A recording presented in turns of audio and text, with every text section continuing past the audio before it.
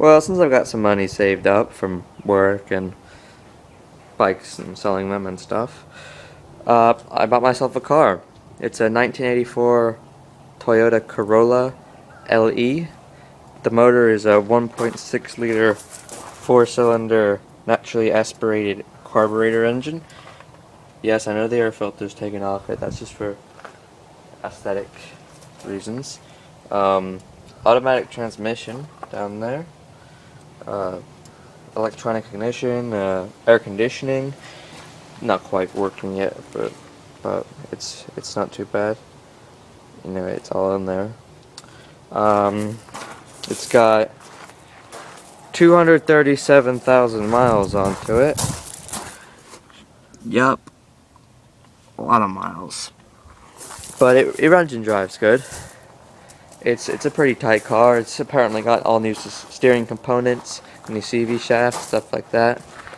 Cosmetically, it's all right. It's got some fading on the roof, but what do you expect for a Florida car 30 years old, you know? This is the biggest cosmetic issue. This was rusted up, but it's been sealed, painted over, so it's fine. Also, the seals in the trunk are rusted up. That's been sealed with some foam. Tires are decent. Chrome's fading on there. It's peeling off, really. Interior is very bland and basic, but not bad. I brought the mascot back in here from the Camaro. It's, considering what a small car it is, it does have a very big interior. Lots of leg room.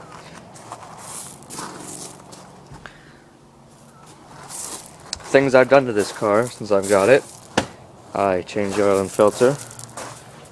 Because, I don't really need it, but AutoZone was having a sale on filters. They're only $3 for that, so, not AutoZone, Advance Auto, so I picked one up there while I was getting a new rad hose, because you probably can't see it too good, but that radiator hose right there, that one was completely elephant t-shirt. It was just dicked.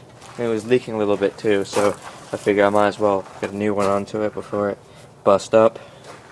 And I just was looking at all the ones they had at Advance Auto, and it wasn't a specific one for this car, but I just picked one that looked like it had the right bend into it, and I got that. Biggest modification I've done so far is the vacuum line delete / emissions delete on the fuel system. And what that is these carburetors normally have many lines, little hoses going every which place on the carburetor, but it's mostly unnecessary stuff, mostly for emissions bullshit, and also to make it run better, but like in situations where you don't really need it.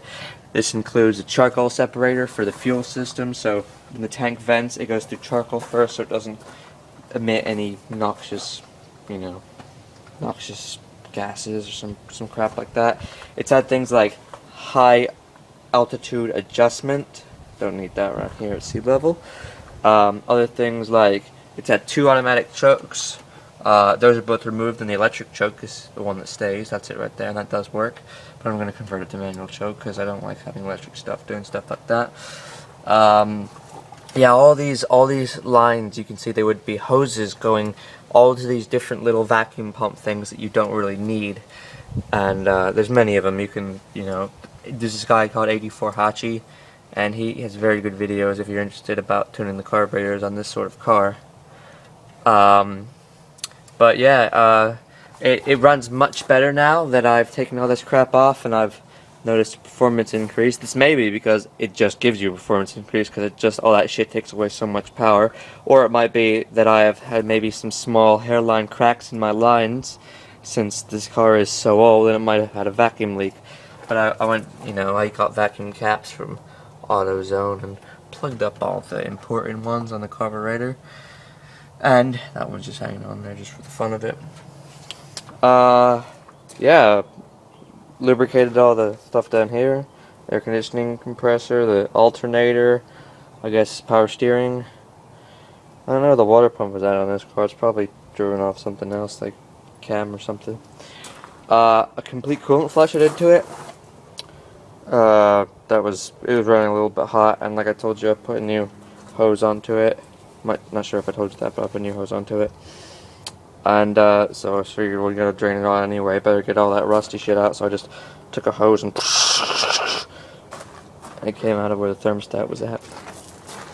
So enough of my talking. Let's start her up.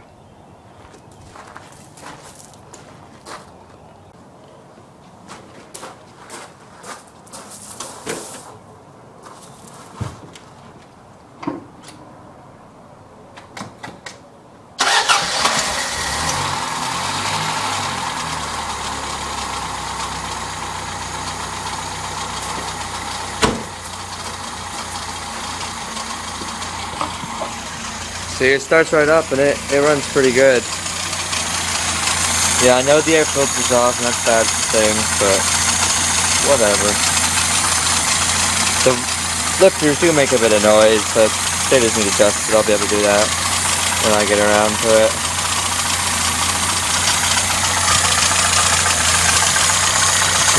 RPMs.